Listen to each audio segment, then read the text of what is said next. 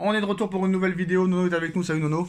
Salut Sacha. Alors danger cette semaine en Ligue des Champions. Paris pourrait être sorti, pas officiellement, mais pourrait être en grand danger s'il n'y a pas victoire à Munich. Même un match nul ne serait pas si bien que ça, Nono. Même si ça limiterait la casse.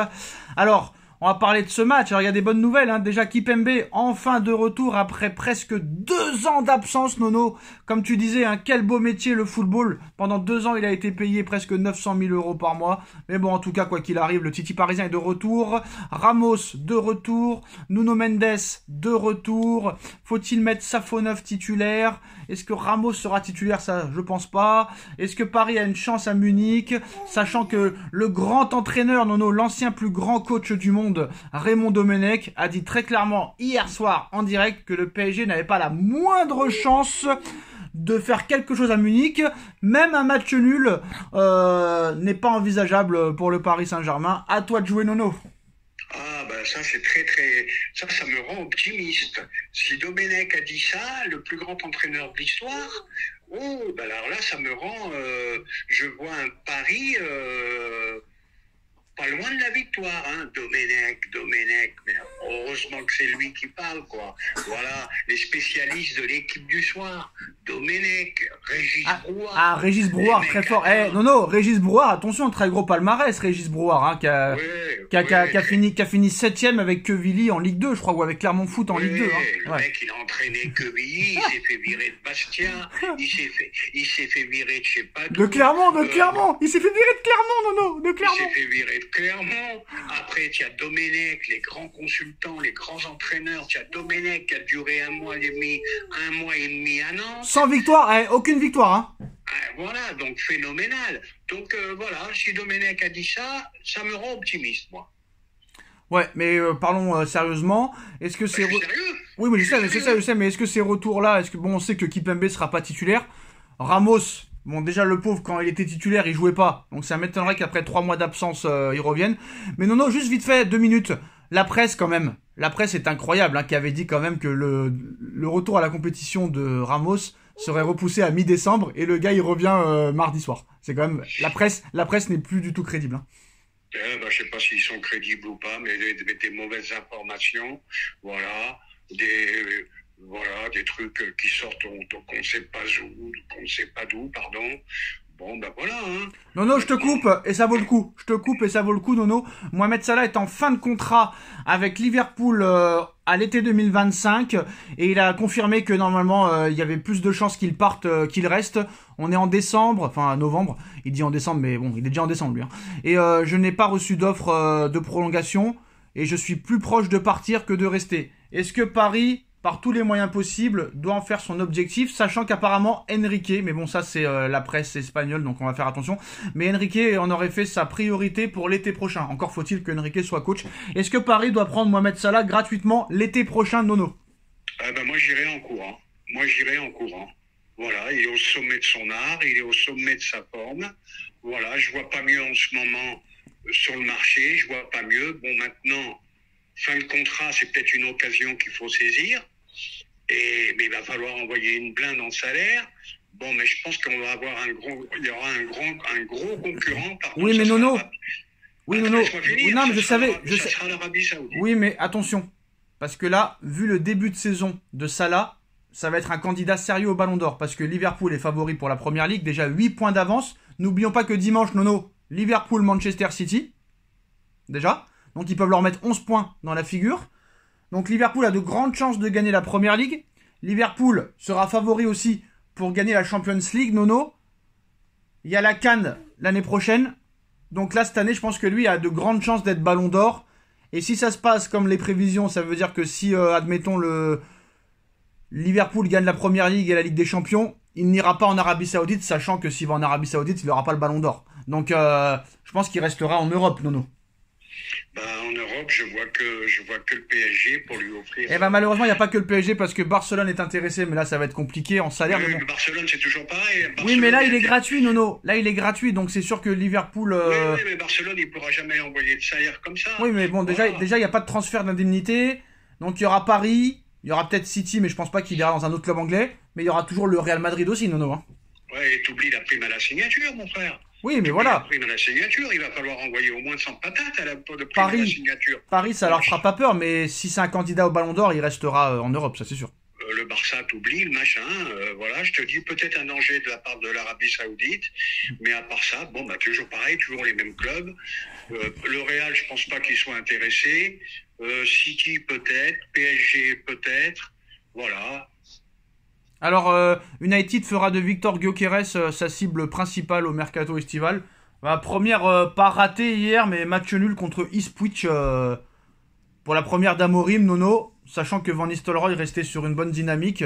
Pour moi, ils ont fait l'erreur de ne pas garder Van Nistelrooy jusqu'à la fin de saison. Et Amorim, le problème, c'est qu'il a gâché un peu le truc. Parce qu'il a fait un début de saison avec le Sporting exceptionnel. Et le mec, il est lâche comme ça en pleine saison pour aller à Manchester qui est en crise. Hier, Nono, j'ai regardé un peu le match. Ça va être compliqué. Il va falloir qu'il fasse un gros mercato d'hiver, hein, le Manchester, pour redresser la barre. Hein. L'oseille a pris le dessus sur la passion, c'est tout, comme t'as dit. T'étais bien au Portugal, t'étais bien. Tu pouvais finir ta saison au Portugal et attendre la saison suivante pour aller à Manchester. Voilà. Van Nistelrooy, pareil, 4 matchs, 4 victoires. Continue avec lui. Continue jusqu'à la fin de saison, mais voilà, c'est ça, c'est le football d'aujourd'hui. Incompréhensible sur pas mal de points. Alors, Haaland qui déclare sa flamme au Paris Saint-Germain. Nono, hier, on n'a pas compris. Alors, il a commencé à parler du PSG sans Mbappé. Si le PSG est moins fort sans Mbappé, Kylian a fait des choses incroyables au PSG. Je pense qu'il leur manque, bien sûr. Regardez tout ce qu'il a accompli. Mais Paris a toujours été une grande équipe, une grosse équipe. Même sans lui, je pense qu'ils peuvent gagner la Champions League dans les années à venir. Même pourquoi pas cette saison. Quand on va les rencontrer au mois de janvier, ce sera un très gros match contre une très grosse équipe. C'est bizarre quand même qu'il parle comme ça du PSG, sachant que c'était pas vraiment le sujet. Bah oui, c'était pas le sujet, c'est bizarre.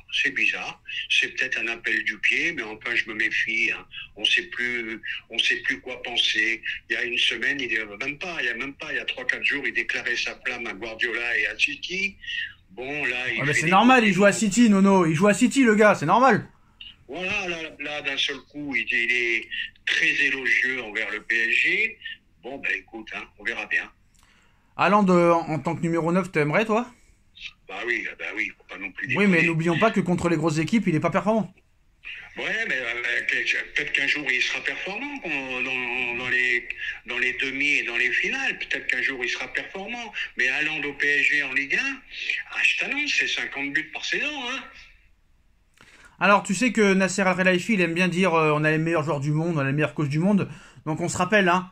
Nasser avait dit que Mbappé était le meilleur joueur du monde, que Neymar était le meilleur joueur du monde, que Messi était le meilleur joueur du monde, comment il s'appelle ?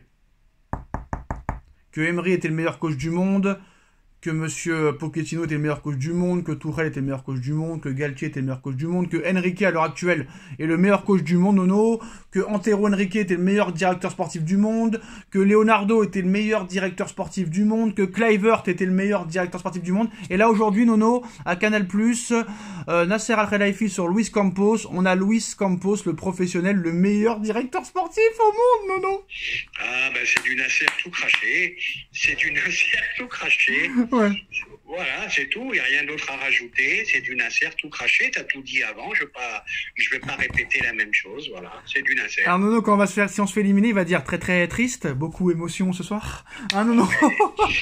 Et après, si tu prends une déculottée au Bayern, Enrique, non, il re-signe pas, Campos. Non mais Nono, je vais t'expliquer un truc, hein. On va dire qu'on est le 29 janvier et que soi-disant on est éliminé. Bref. Parce qu'il y en a qui disent hier à l'équipe du soir que contre Salzbourg et contre Stuttgart, ça va être du chocolat. Mais qu'est-ce que t'as fait contre Eindhoven et qu'est-ce que t'as fait contre Girone, Nono? Bref, pas grave. C'est pas grave. Si Paris se fait éliminer, si Paris n'est même pas en barrage, hein, et que Paris se fait éliminer direct, et que Luis Enrique reste, Nono, moi je comprends plus rien. Parce que d'accord, je veux bien que tu recommences un projet, tout ça, mais première année, demi-finale, deuxième année, t'es soi-disant normalement plus fort, comme il l'a dit, que la saison dernière, et tu te fais sortir dès la phase du classement en n'étant même pas barragiste, et tu vas garder le coach. Avec cet effectif-là, tu peux pas être dans les 24 premiers Et tu vas me faire croire qu'ils vont garder Enrique. J'y crois pas une seule seconde, Nono. Une seule seconde, j'y crois pas. Ah, ben moi, je veux pas être pessimiste, hein. Je veux pas être pessimiste, étant supporter du PSG. Mais là, pour moi, c'est le PSG peut-être le plus faible depuis. Non, mais Nono, en fait, le problème de Attends, je te finis. Vas-y. C'est peut-être le PSG le plus faible depuis l'RQSI.